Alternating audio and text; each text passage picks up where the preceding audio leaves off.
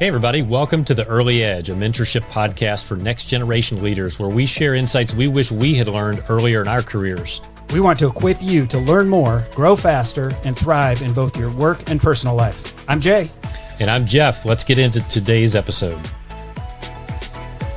I am really excited about today's episode. Yes. I think when we got together and started talking about podcast topics, this was one of the first ones we said we should do. Came to mind right away, and we've been doing some other hotter topics while we've let this percolate a bit. So yes, I'm excited about it. We're going to talk today about some of the best books we've read.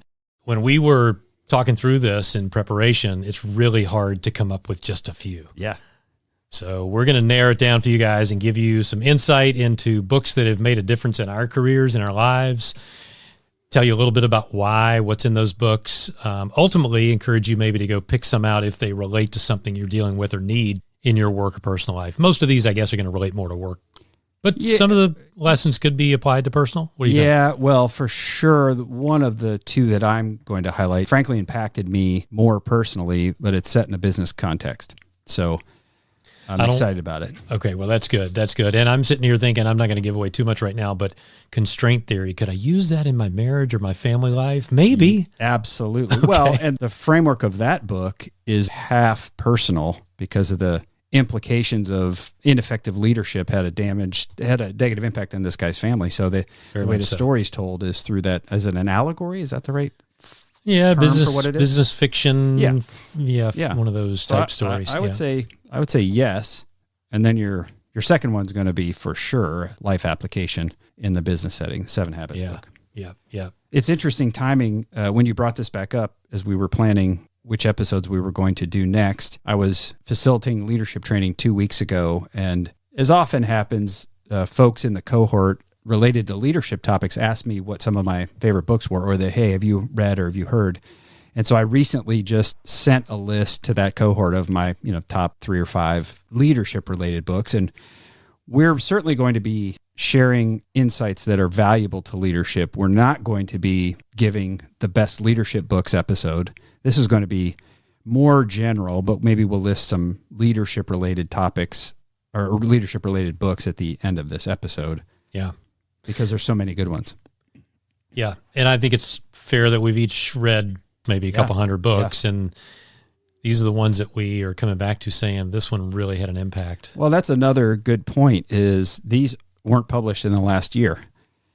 A few of these are pretty seasoned, and we're intentionally dusting some off that are classics that maybe the younger generation of listener doesn't know about, or they're not hitting the top 10 this year. And we will just double down and say these principles are everlasting, valuable, still use them, if not consciously, have learned some lifelong lessons related to our careers from these books. That's such a great point. The word principle, especially these have such core principles that are time tested and can be applied. So I'm excited about that. I'm going to apologize in advance. Some of you may have heard our earlier episode where we talked about Jim Collins. Jim Collins was at a conference I was at and spoke, and got a chance to meet him, and his book, Good to Great's phenomenal.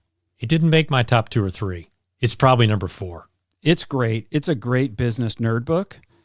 It talks about the performance principles of large enterprise corporations, which you and I prefer not to serve for various reasons. It's a great read.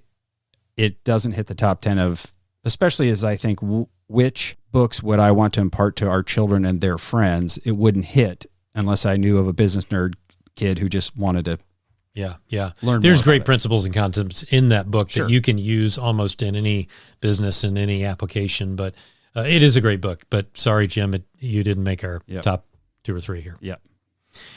You want to kick it off by taking the first one? Yeah. So the first one I'm going to talk about is one that I think absolutely is a life application book. It's called Leadership and Self-Deception. It's written by the Arbinger Institute. And I came across this when consulting with a large local company. And I think it was one of the senior leaders turned me on to it. And it's a book that talks about the things that we do ourselves that damage our opportunities to have influence with other people. So self-deception is sort of the through line of this, and it talks about the sort of the lies we tell ourselves and the ways that we in relationship can do things unconsciously or subconsciously, or the way we react in non-constructive ways can inhibit the way we have influence with people. And is some of that like the tape loops we play in our head over and over? Absolutely. Okay. Yeah, I have not read this book, so but it's such a good one. So this is also an allegory, by the way. I just remembered that, which helps because it's just full of examples. The principle of self-deception is you and I are getting ready to do a podcast episode. I notice that your notes aren't quite complete yet. I start to tell myself all the reasons why you're letting me down, when what I should be doing is saying, okay, how can I help you? What can I do to fill in? We start to recognize, or maybe we fail to recognize, I could be doing something to help you, but instead I'm going to say, well, Jeff should have done this himself. I start to create a justification for my development of a negative thought about you, which just damages our trust. Who knows how many bad ways I'll behave because I've created this thought loop that you mentioned. Wow. Check that box of business application and personal application. Well, in the book, the story that they used is not from business. It's husband and wife have a newborn baby. The baby starts crying at 3 a.m. The husband is laying there. He wakes up first. He hears it. And of course, those of us who have had children have done the waiting game. I've never done that. Never. Maybe she'll wake. Maybe I'll jiggle the bed a little bit, and maybe she'll wake up and get the baby. And what's happening is the husband in the story goes from, maybe I should get up and do this, to, you know what? I work really hard. I've got to get up in the morning. Creating all this justification, and this is the self-deception part, is all this justification why I don't need to be the one getting up. And then it goes to another level, which is, you know what? Why isn't she getting up? Why isn't she doing this? Why is she so selfish? So we start from I know I should go do this, and then my defense mechanism goes up personally, and then I start to cast blame on the other person. So that's the self-deception. A little bit of blame culture in there, I guess. You're looking for someone or something to blame. It's a personal human pride defense mechanism. Is instead of saying, gosh, I have fallen short of what I know I should do here, I'm going to protect myself by saying, okay, who has fallen short around me, so I can cast that blame on somebody else. All right. So knowing that we're going to try and touch on 3 or 4 different books to kind of wrap this one up, is there any other main point you want to make about the book, or is there something that you want to say about who should read this book? Well, the who is everybody I ever am in relationship with, because you become a better person by having awareness that you are part of the problem, or could be part of the problem. And there are techniques for what do I do about this when I catch myself in that negative loop. The key takeaway I want here is, if you want to be a person of influence, whether you're a structural leader in a company or you're just a peer or a family member, and you want to positively influence people, managing the talk track that you have and the self-deception that can come when we get defensive and we try to ascribe blame to others instead of taking responsibility for our own stuff, diminishes our ability to have influence. That's great. Okay. Yeah. So what about you? What's one of yours? I'll start with The Goal by Eliyahu Goldratt. Yeah, this book is decades old, but the principles are time-tested. The general idea of The Goal is this is all based on the theory of constraints, which Eliyahu, or Eli. I like to call him Eli. Eli's a little bit easier to say. He has since passed away. We're very sorry about that. So I guess we can call him whatever we want to call him. Yes. Eli did a lot of study on the theory of constraints and constraint management. And so this book is all about how to leverage that in business to solve problems and achieve more profit at the end of the day. The quick summary of it is that he would say the primary goal of nearly all businesses is to make money. Now, that's a general comment. Don't read into that too much. It's not the only goal, but the primary goal for most businesses is to make money. And so everything else becomes secondary unless it contributes to a couple things. If it contributes to throughput, meaning more money through the system, more money, more sales, more revenue, reducing inventory. You've got money tied up. If you're an inventory business or a manufacturing business, you've got consumables or finished goods that are sitting there. You don't want a lot of that because that's money tied up. So reducing inventory is a positive thing. Or if a removed constraint helps to lower operating expense, those are the things that need to be elevated and focused on to improve the business. So it's all about how do we look at every system, and think system, it could be a technology system or it could be a process, certainly a lot of cases processes.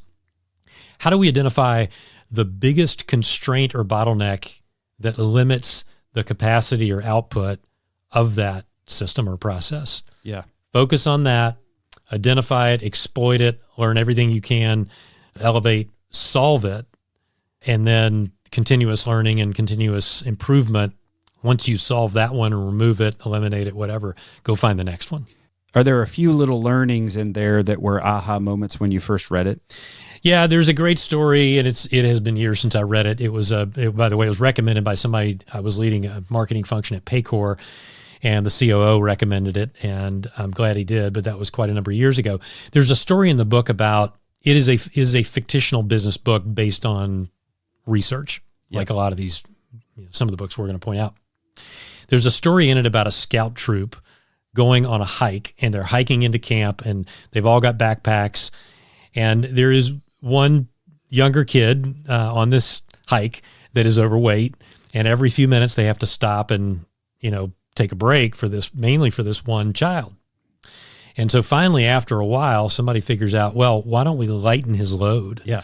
And so they move some of the stuff around and give some of that load to the stronger, more athletic kids, and all of a sudden they improve their throughput and the time that they can hike and move. And so it's a very simple and almost kind of silly analogy, but it's one you never forget. Well, and the rest of that story, by the way, I digested this book first by watching the film. Okay. There's a business school film that was made from this book. And so the scout troop, they had kid actors hiking through the woods. And so they spread his load and they evened out the weight, but he was still in the back, so they still had to wait for him. So what they realized is instead of creating inconsistency and inefficiency, they put him in the front of the line, and then he was the limiter. Yeah. So the faster he could go, the faster they could all go. So then they took more out of his pack.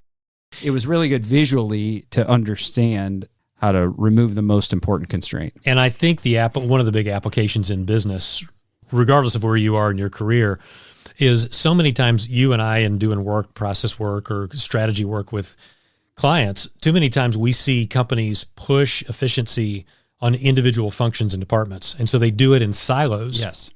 Yet so many of the cause of constraints and ineffective throughput is the handoffs between departments. Yes. And sometimes systems that don't connect or don't connect well. And it's in those transition points. And so this story in this book is a great example of making sure you don't silo your efficiency and process work. Yeah. So commercial for this book was 30 plus years old. Last week, I was working with a client that we're both serving, and I was talking about root cause and constraints and symptoms. And the symptoms awareness was one of the aha moments for me. Is many leaders spend time working on symptoms and they don't seem to stop because we haven't really solved the ultimate root cause or the constraint that's causing all the symptoms. So I was talking about this last week, and then you were about to go evaluate a very comprehensive process called order to cash for a client that is a series of handoffs where you'll be looking for the bottlenecks and the constraints that are making that system inefficient. Yeah. So 30 years later, the principles are spot on. Excellent. Any final words on that? No, just if you're in any kind of process work or analytics work or interdepartmental type of efficiency, if you're leading a function or overseeing multiple functions, it's just a great, great book. Yes.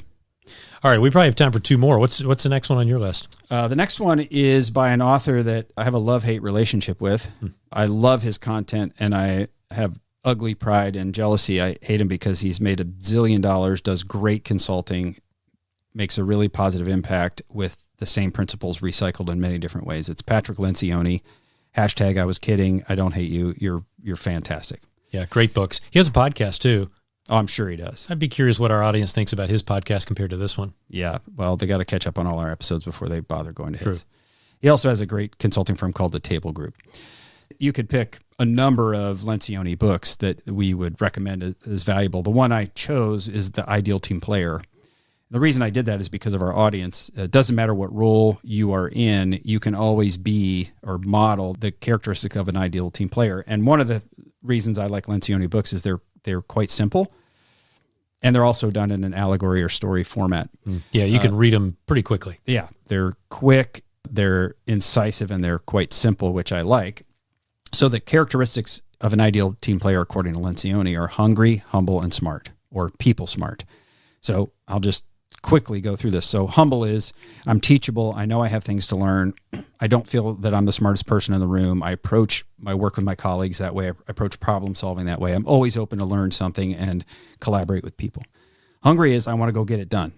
I take initiative. I solve problems. I try to improve things. I speak up. You've got some want to. Your motor's high. And then people smart is sort of the EQ component is, I can understand people. I can read them. I care about what they do. I care about how I affect them, and I pay attention. And those three are a pretty good personal self-reflection test. If you do those in your role, you're probably going to get opportunities to advance in your organization. Yeah, I have not read that book either. You picked two that I haven't read, so I can't comment too much other than I will say, once you finish that book on maybe thinking and being introspective about your role and the way you operate and the way you communicate, if you're looking for ways to improve your team, his book called The 5 Dysfunctions of a Team is fantastic. Yeah, and I would stack these together, which is part of my joke about loving and hating them at the same time, is the concepts are all so interrelated. Mm-hmm. A high-functioning team is going to be made up of people who are humble, hungry, and smart. Yeah. Let's just say for me, the trifecta is the advantage. I would add that one as the third book I would read. So, highly effective team have trust, clarity, and alignment, right? Well, that's an Alta Impact thing. So, and there you go. Lencioni better not steal that. Yeah, I hope not. I've got some people looking. You might have stolen trust. Maybe. Yeah. Okay. It's a pretty broad topic. Yeah. So that's it. It's that simple. All right. What is your? What's your fourth one? I'd say my fourth one, it's really tough here, but I'm going to go with the 7 Habits of Highly Effective People. I pick it just because, again, if the litmus test is what's stood the test of time, what's had an impact on my career, what do I think could really be applicable to people listening to this podcast if they want to go lead something or read something in their earlier in their career, this is just foundational. So Stephen Covey, gosh, I picked 2 books by people who are no longer living. What does that say about me? It says that you are honoring the dead. Okay, I like that. Yes, well done. So fundamentally in this book, one of the points is that success is predominantly built on principles and character. Yeah. And he points out 7 habits that if you'll build these 7 habits, you'll be a very, very effective person. Yeah, and before you go through them, it's important to accentuate what you just said. If you build them. Yeah. You can build them. Yes. You can exercise the muscle. You can be intentional about becoming stronger in these habits. So why don't you take us through them?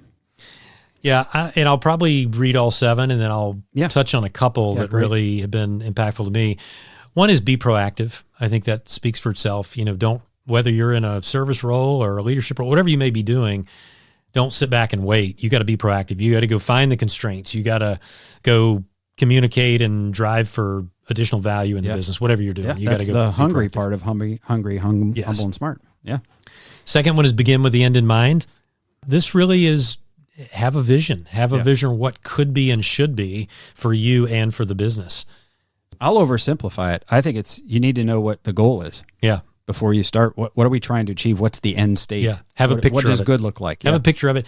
And if you're in a role that necessitates the need to communicate that, share that picture and that vision with others so others can join the ride and understand what you're trying to do. Yeah. And if you don't come back to that one, I want to talk about it. Third one is put first things first. This one also has a spin-off book, First Things First. This is all about what he calls quadrant 2 thinking. It's important and it's urgent. We got to focus. We got to prioritize. Yeah. Fourth one is think win-win. How do we ensure that this isn't a win at all cost and I have to win for, somebody else has to lose for me to win. That's a values and character item. I love that.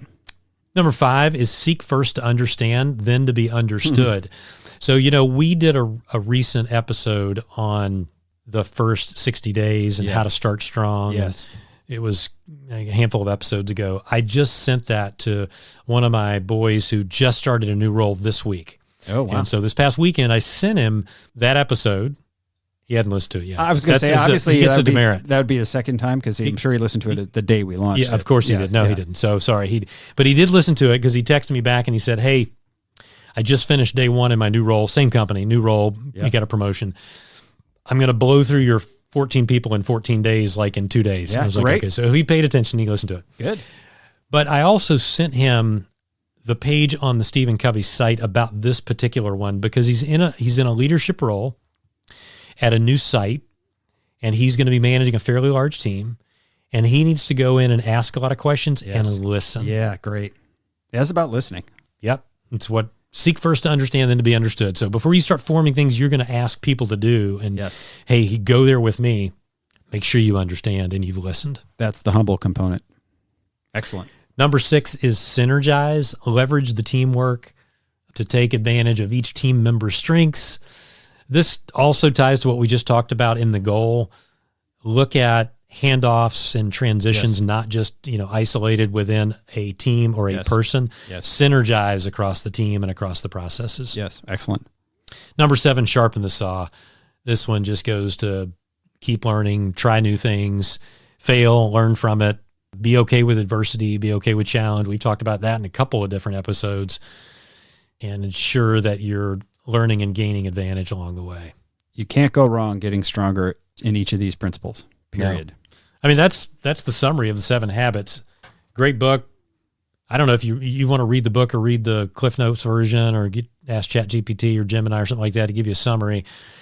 I think in this case, and probably in self-deception as well, I encourage you to read the book because there are some, so what do I do? Yeah. That you won't get in a summary. Yeah, true. Because not everyone or most people are not going to be naturally strong in all 7 of those habits or they haven't started doing it or they haven't thought about it. I think it's a pretty cool thing. For example, I mean, I could go through each of these. They're so good, but think win-win. That's a mindset that win at all costs is not winning. It's the best deals, the best circumstances, the best relationships are mutually interested in the benefit of the other.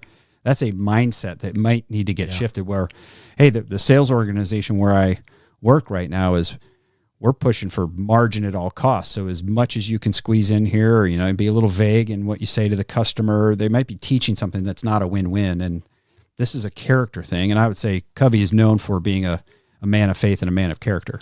Yeah, and it's a growth mindset thing. When we do on-sites, sometimes we get a chance to work with teams, leadership teams, or functional areas, and we get to do either teaching, content and teaching and collaboration, but sometimes we get to do I don't know what the right term for it is, a physical exercise where people are up and we're doing something. Workshop. Yeah, and sometimes there's COVID kind of changed this because we couldn't do some of these in person, but there's some in-person exercises around Think Win-Win that I just love doing with teams. And so, hey, if you're out there and you're listening, looking for some exercises on Think Win-Win, email us and we'll share some of those with you. Yeah, great. This is an unfair question. Is one of these your favorite of the 7?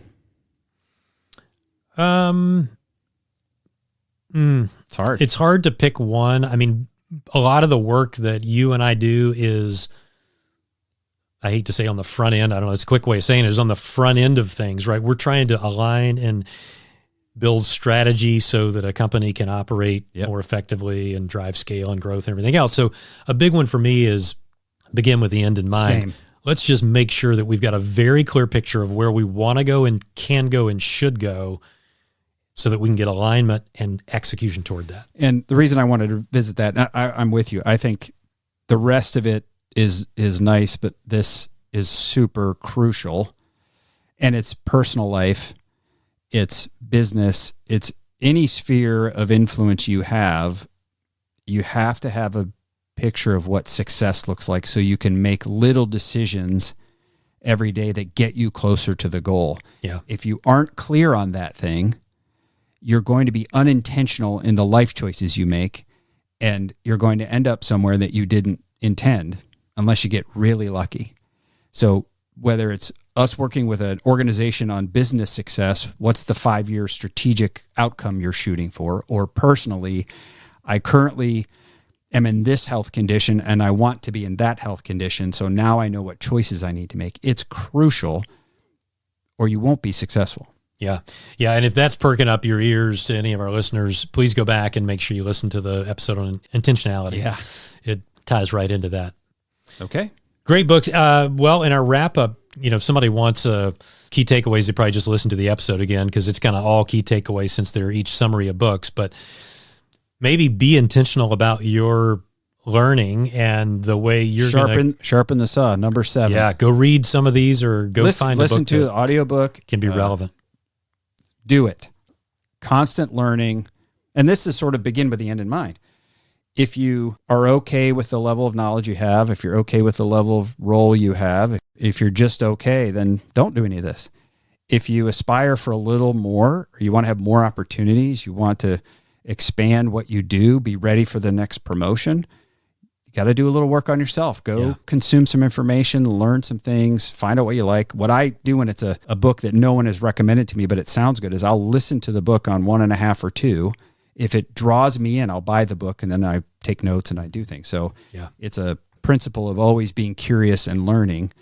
So decide, who do you want to be? And if you want to be more and effective than you are today, start investing in yourself. Yeah, and make it a daily thing. Read and learn something every day. Now, that doesn't mean you have to read 24 books a year. Yeah. You could read 2 books a year, then read some other things that are helpful and relevant, so you can get that continuous learning. Maybe we could just share a couple titles that didn't make the podcast that we struggle with, because I think there's a handful more that I would like to talk about. We just don't have time. Yeah, we mentioned The 5 Dysfunctions of a Team. We mentioned Good to Great by Jim Collins. I'll throw out one more and then let you throw out 1 or 2 more. A great book on leadership. There's so many good books on leadership, but one that really had an impact on me was called The Leadership Challenge by Jim Kouzes and Barry Posner. It's based on a lot of research, but it's probably one of my favorite books on leadership. If you ask me about the shows that I watch or the books that I read, the ones that I really, or the people I listen to, podcasts, things like that, I like positive people and encouraging people. Now, did I like Ozarks as a TV show? Oh my God, I loved it, but it's, that doesn't fit the mold. Yes, it doesn't fit the mold. But the Leadership Challenge is just it's encouraging, it's positive leadership, it's inspire a shared vision across the team. Yeah. It's not a command and control. It's just another good book, Leadership Challenge. Yeah. I would add another positive leadership book that's driven from research is Multipliers. It's on your shelf here. Yeah. Liz Wiseman is the author. It's research driven. It's the behaviors that leaders exhibit that create a multiplicative effect in the output of their teams. It's because they do certain things that they get more from the teams than the individuals of those teams could produce, which is great. And it talks about multiplying behaviors, and it's excellent. My favorite part of it, the book, is a section called Accidental Diminishers, which is the things that well-intentioned leaders do that accidentally diminish the output of their team. And I was a leader who did many of those things. And it comes with a little workbook. It's a really easy to digest and apply certain principles. Love it. What else? Oh, you're asking me to pick one more? Yeah, I'll give you a pause for a second. Anything that Brené Brown has written is research driven and ties to the kind of the heart of leadership and really the heart of life. So she's super talented and somebody I have a love-hate relationship with as well. Anything by Malcolm Gladwell I've read. Now, those aren't really business books, but they apply. I mean, just dealing with adversity and curiosity and all that is so good, good. Discipline and Market Leaders. If you're if you're working in business strategy, by Michael Tracy, I believe. The Discipline and Market Leaders is a core book on how to think about defining your value prop and your core business strategy. Yeah. All right. I'll close with one more leadership book. Turn the Ship Around. It's a great book that I have read a number of times. I build a lunch and learn workshop on it, and I reference it in any leadership training I do. It's the story of a Navy submarine captain who was given command of the worst performing sub in the Navy, the Santa Fe, and in 18 months turned it into the best performing sub in the Navy. And it's the process of doing that, empowering the right people, and in a really interesting, compelling story. And he's built a fantastic consulting business because of it. Love it. Yeah. All right. Hopefully that gave you guys some things to go think about and read. Keep learning. Reach out if you have questions. Very good. See you soon. Thanks for listening to The Early Edge, a mentorship podcast for next generation leaders. If you have feedback or would like to submit questions or a topic idea, email us at earlyedge@reddogadvisors.com or earlyedge@altaimpact.com. If you've enjoyed this podcast, please follow, subscribe, rate, and review. See you next time.